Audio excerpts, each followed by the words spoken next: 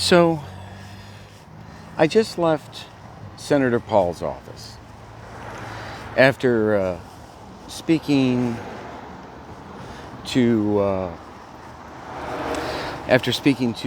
someone over a speakerphone for about 5 minutes or so outside.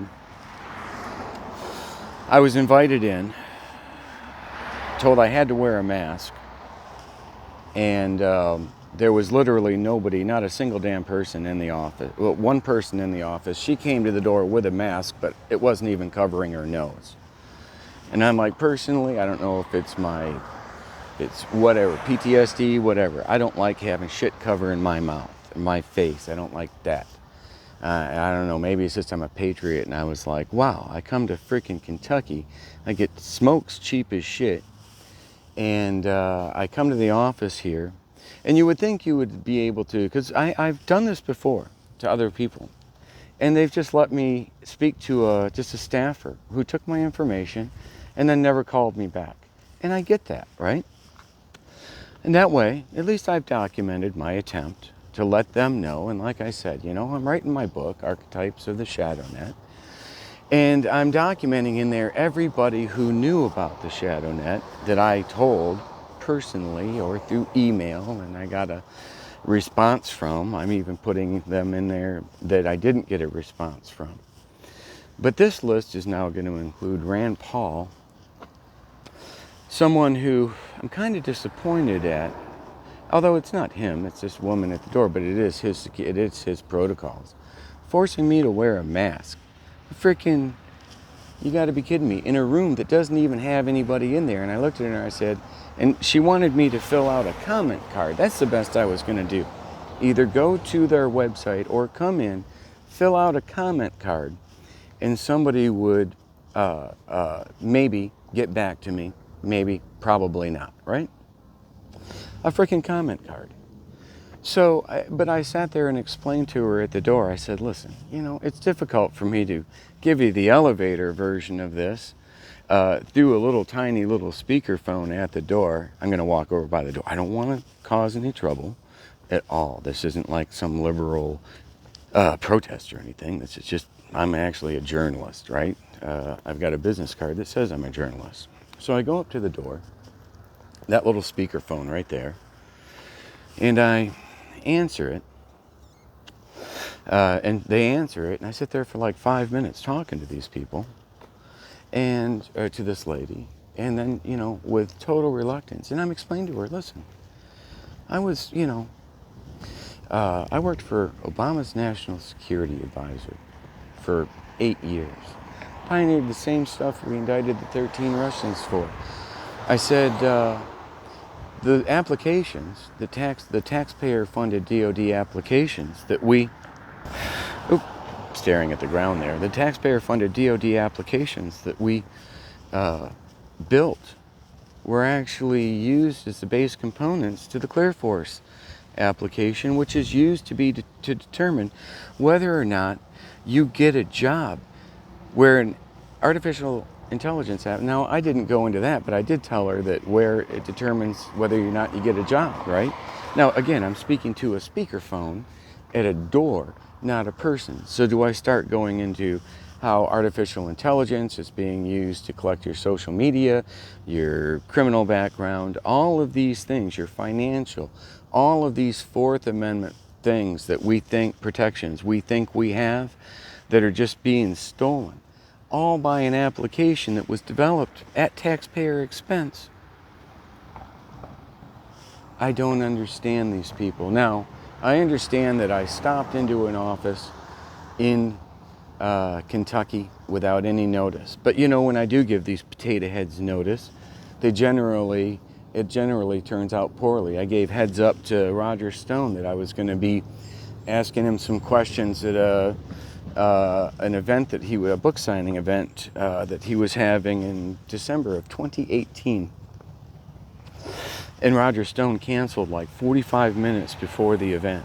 I had multiple people confirm to me that they had reached out to him, and he canceled. Everybody, there was like 100 people or more there.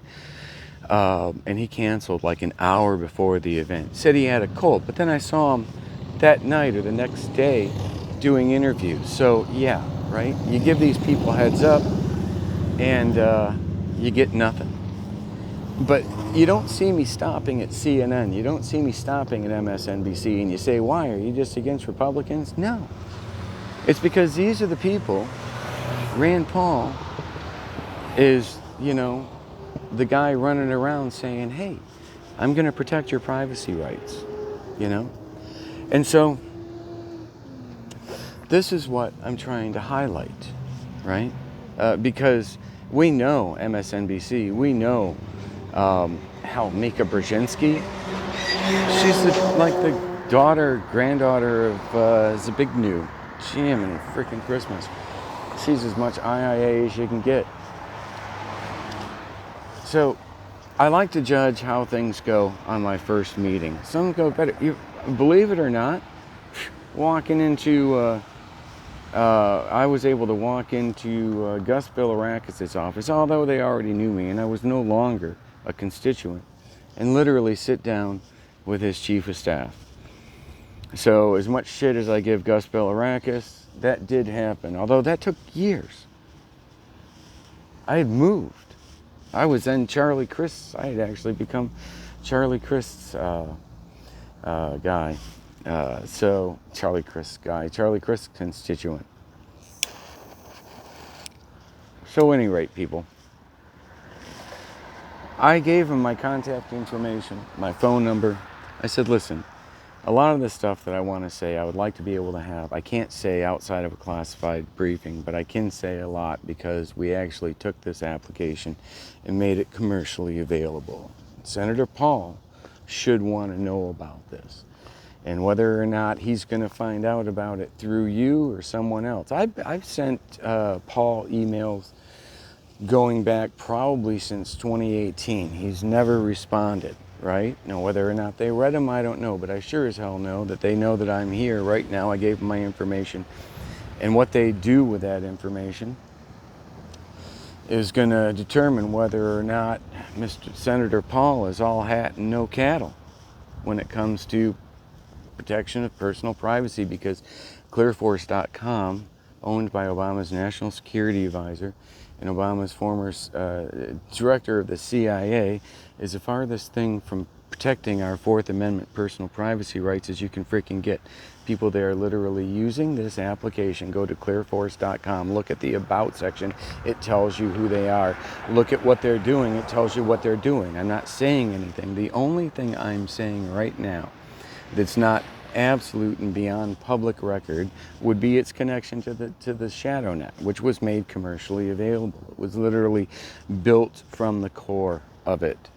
So that is all I've got for right now. I'm going to, like I said, they got my number. Maybe they'll call. Maybe they'll do something. I know if this were to get shared out to enough people, maybe they would, right?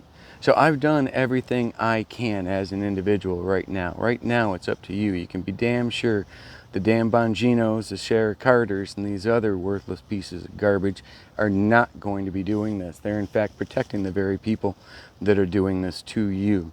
So we'll figure that out down the road. But right now, all you got is me, and all I've got is you, because I can't seem to do this on my own. I need your help. So share this. Reach out, call Senator. I'm going to post this. I'll add Senator Paul's phone number. Call them and say, hey, Bergie just stopped by. He put 2,500 miles on his bike. He's an Afghanistan veteran, worked for Obama's national security advisor, and has some information Senator Paul should know. So thank you very much. Good day, and God bless.